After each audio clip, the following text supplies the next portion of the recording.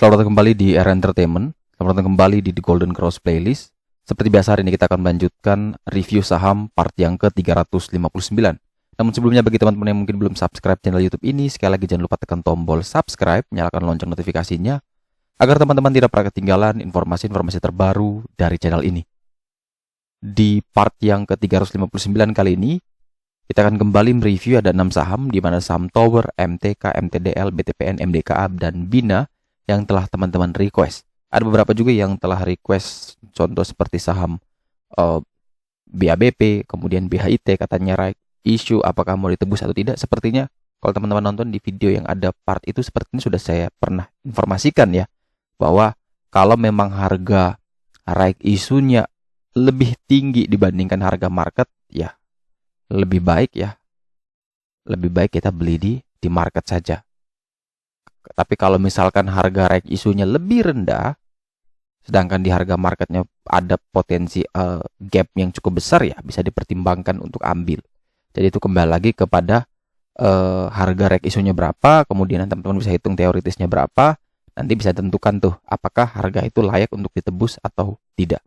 Sebelum kita lanjut juga ke 6 saham tersebut, maka kita akan lihat lagi pergerakan dari indeks harga saham gabungan, di mana indeks hari ini cenderung bergerak mix, di mana indeks dari opening di 6098, kemudian dibanting ke 6086, kemudian sempat naik kurang lebih di 6125, setelah itu diturunkan lagi di 6100, kemudian menjelang closing tiba-tiba ditarik sampai 6133. Itu adalah kenaikan tertinggi hari ini, atau naik 0,38%. Dengan 216 saham naik, 295 saham turun, dan 147 saham yang bergerak stagnan. Total transaksi hari ini cukup besar, 16,3 triliun. Ini besar sekali, sehingga memungkinkan nanti di hari Senin sepertinya masih punya potensi untuk bisa terus melanjutkan kenaikan. Kalau kita perhatikan net foreign sale-nya juga di pasar nego, tunai, all market itu di 545 ya, terjadi inflow inflow asing, net foreign buy-nya sekitar 545 miliar. Kita ke saham pertama, yaitu saham Tower, di mana saham PT Sarana Menara Nusantara ini ditutup stagnan di 1345. Saham Tower sempat turun ke 1320, namun menjelang closing dia kembali ditutup tarik ke 1345 atau di harga opening dia tadi pagi. Kalau kita perhatikan transaksi sekitar 63,2 miliar, maka coba kita perhatikan broker summary. Di sini secara broker summary strukturnya bagus, volumenya memang masih belum bagus, tapi ini ada cenderungan memang jauh lebih menarik ya. Kalau kita perhatikan dari The Golden Cross, memang harga saat ini indikator menunjukkan medium risk karena harga 1310 sebagai support terkuat, sedangkan harga saat ini di 1345. Kalau misalkan dia bisa turun lagi ya, semoga dia bisa dapat di 1310 sampai dengan 1330 lah.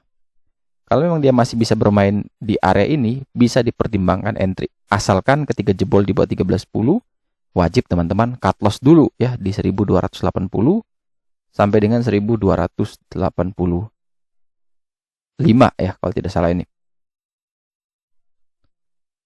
Ini teman-teman bisa pasang untuk stop loss-nya dengan target kenaikan adalah menuju ke 1430 sampai di 1625.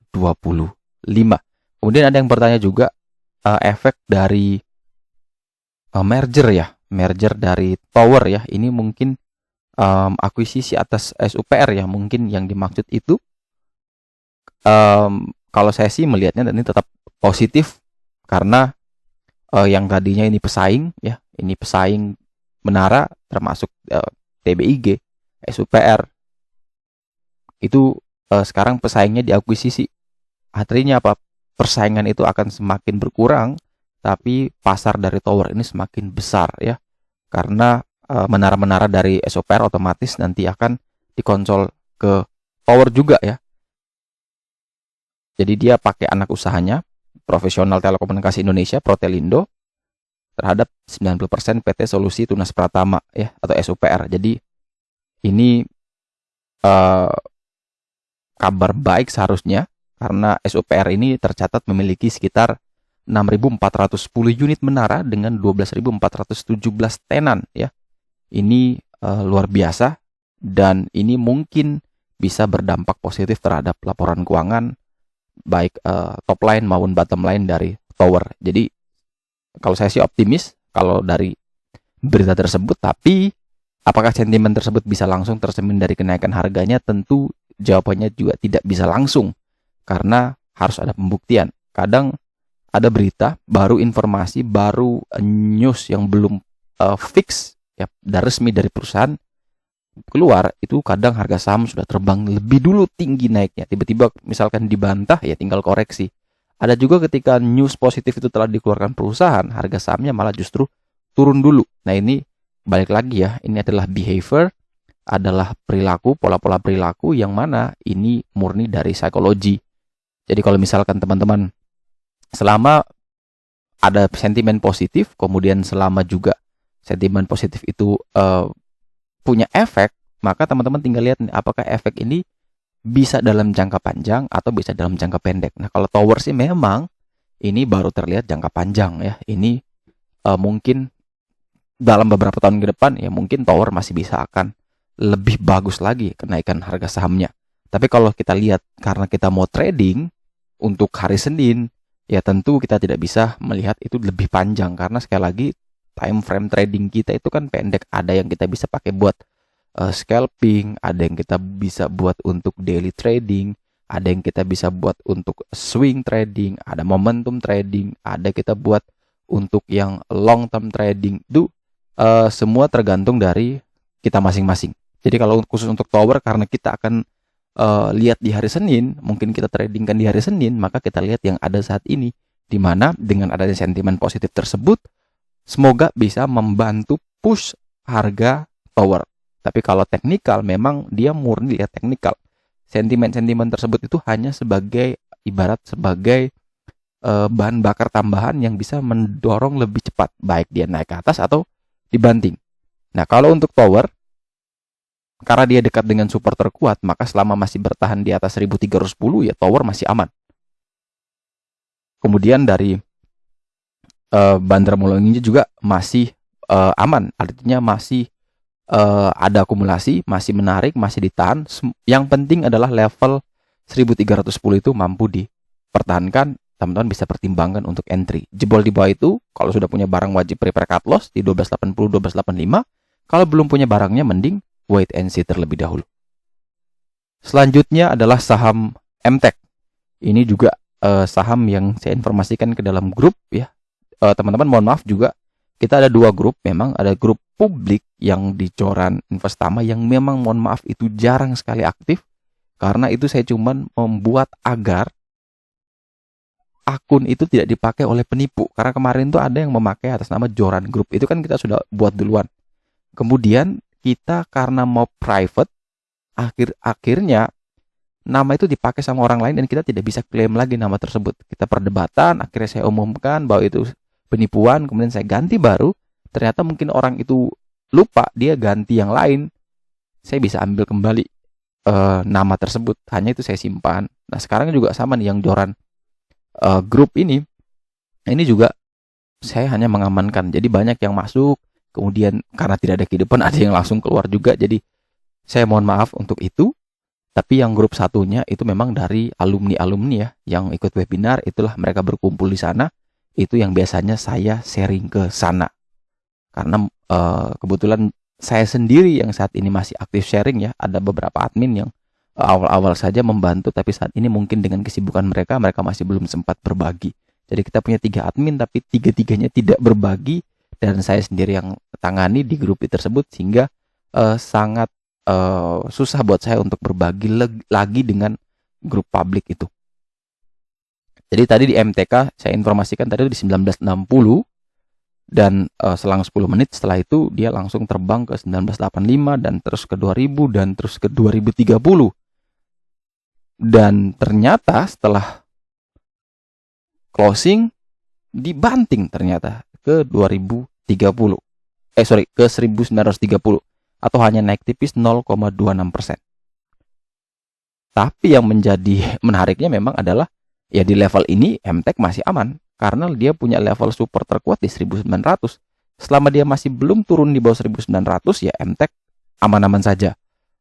Kalau misalkan teman-teman mau membeli ya 1900 sampai dengan 1920 itu bisa dipertimbangkan area beli ini. Kalau jebol di bawah 1920 wait and see, tapi kalau masih kuat bertahan di 1900 sampai dengan 1920 ya mending kita buy. Jadi sekali lagi saya ulangi, kalau jebol di bawah 1900 maka kita wait and see. Tapi kalau bisa bertahan di level ini ya kita ambil dengan area buy 1900 sampai dengan 1920, batasi cut loss kurang lebih di 1870, 1880 dengan target kenaikan terdekat kita ke 2180, target jauh ke 2880. Kalau di grup saya target terdekatnya 2050 sampai dengan 2100. Tadi pun cuman kurang 2 poin, tapi kalau saya biasanya ya 3-4% saya sudah taking profit ya. Karena bagi saya prinsipnya yang penting konsisten profit aja. Tidak usah greedy cari yang banyak-banyak. Kalau yang dikasih lebih, oke, sekali buy selang beberapa detik naik langsung terbang tinggi gitu, ya sudah kita bersyukur gitu.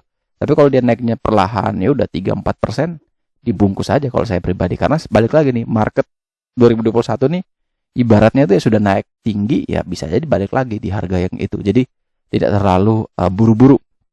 Yang menjadi menarik memang adalah volumenya untuk MTEK hari ini cukup besar ya, sekitar 58,6 juta lembar dengan nilai sekitar 115 miliar.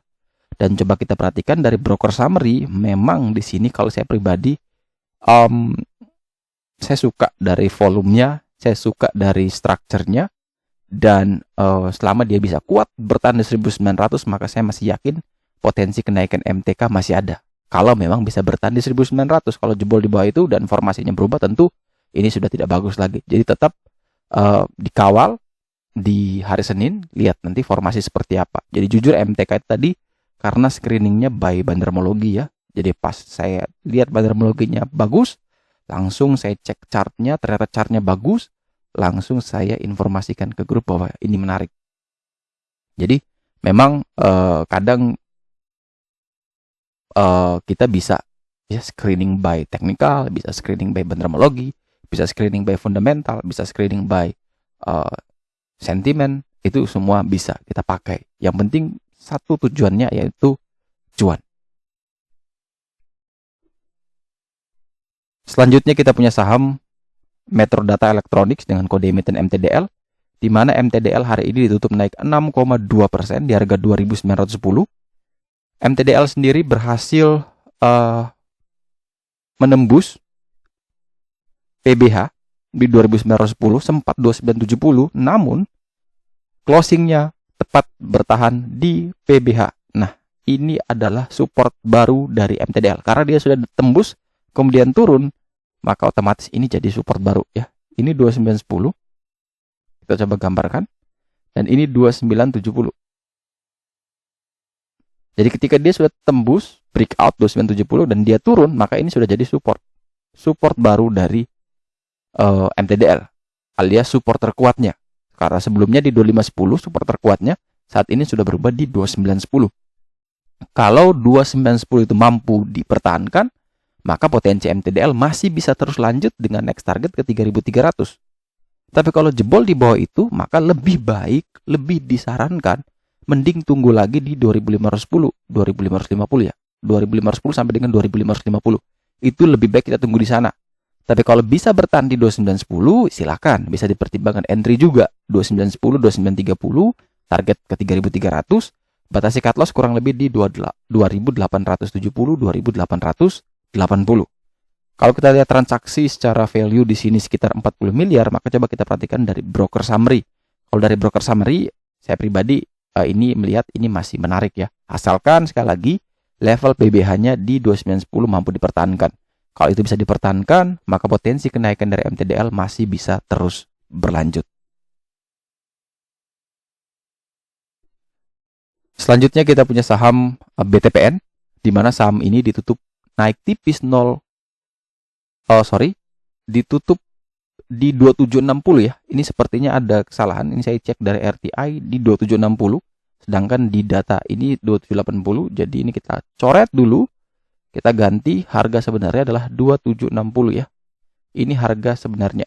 Kalau kita pakai 2760 maka ini berada di bawah support. berada di bawah support terkuat ya. Ini coba saya memastikan lagi, saya coba buka dari HP saya di Stockbit. BTPN itu yang benar closing di berapa? Oke, di Stockbit juga 2760. Jadi mohon maaf mungkin tarikan data feeder dari sekuritas bermasalah. Jadi yang benar 2760.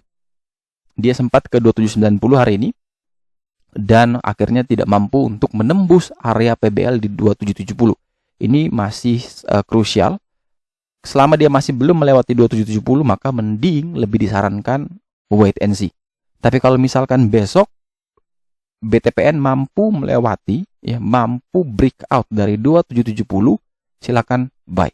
2770 sampai dengan 2790, target kenaikan terdekat ke 2820, target jauh ke 2900 dengan batasan cut loss kurang lebih di 2740, 2750. Akan tetapi kalau misalkan belum tembus dari 2770, ya jelas mending kita wait and see sampai nanti mendapatkan level adjustment PBL baru atau level support terbaru dari saham BTPN. Untuk broker summary, karena transaksinya sepi sekali, ini tumben BTPN transaksinya tidak sampai miliaran, cuma 172 juta, cukup sepi. Jadi kita tidak bisa membahas bandarmologinya.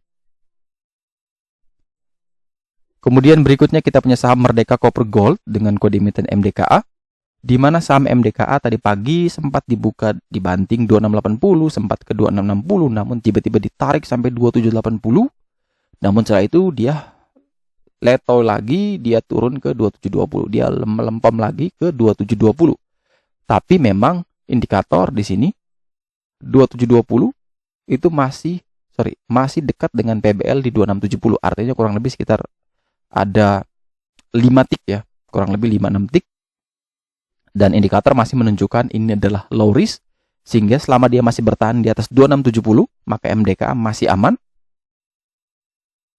Dan bagi teman-teman yang ingin membeli memang jauh lebih menarik kalau misalkan teman-teman bisa dapat di area 2670 sampai dengan 2700. Itu bisa dipertimbangkan sebagai area beli dengan batasan cut loss kurang lebih di 2630, 2640.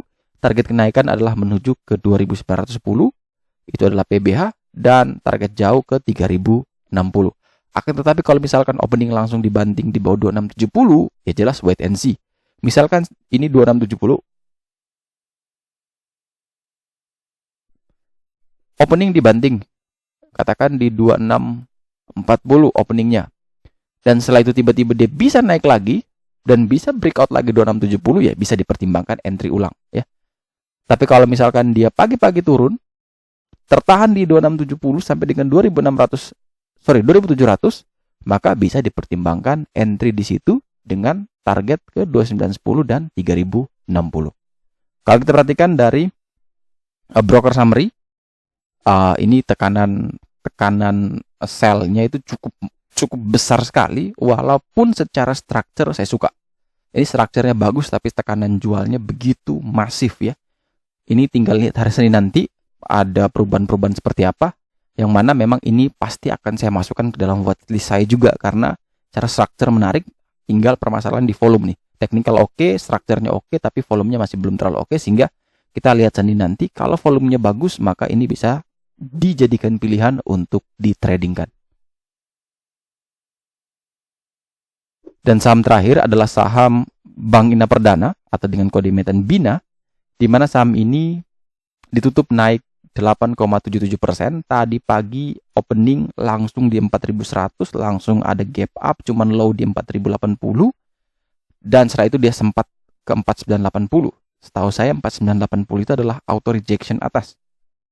Namun setelah itu langsung dibanting kembali ke 4.340 atau naik cuma 8,77%. Jadi teman-teman perhatikan tadi pagi dia sempat breakout dari area pentingnya, area PBH di 4.700, dan membentuk jarum tajam sekali.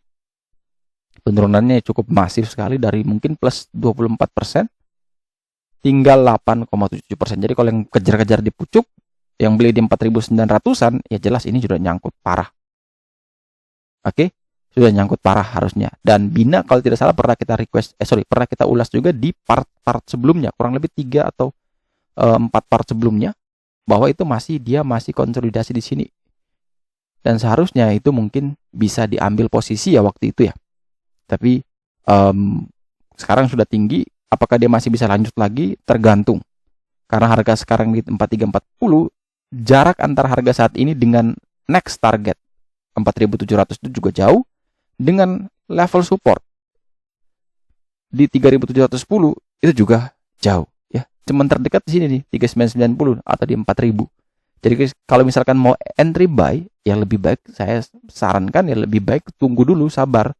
Tunggu di sekitaran area 3990 sampai 4000. Kalau bisa kuat di sana silakan entry.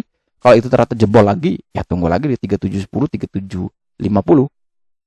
Jadi itu lebih baik kita wait and see di level saat ini, karena kenaikan sudah tinggi kemudian turun lagi, artinya sellernya benar-benar guyurannya masif sekali. Makanya coba kita perhatikan dari broker summary. Di sini memang kelihatan secara broker summary strukturnya jelek, volumenya jelek, sehingga ya mungkin masih bisa terus turun. Semoga dia mentok ketahan di 3990 sampai dengan 4000 sehingga kita bisa re-entry ulang di sana. Tapi tetap ingat ya, disiplin dengan trading plan-nya, disiplin gunakan money management agar nanti kalau misalkan ternyata dia turun benar ke 3990 sampai dengan 4000, setelah teman-teman ambil di sana malah dia turun terus, cut loss dulu, nanti ambil lagi di 3710. Oke, sekian dulu review saham part yang ke-359. Sekali lagi jangan lupa like, subscribe, dan share agar semua informasi yang dalam video ini dapat berguna, bermanfaat, dan tentunya bisa menjadi panduan trading di keesokan harinya. Sekali lagi terima kasih banyak, sampai jumpa dan semoga membantu.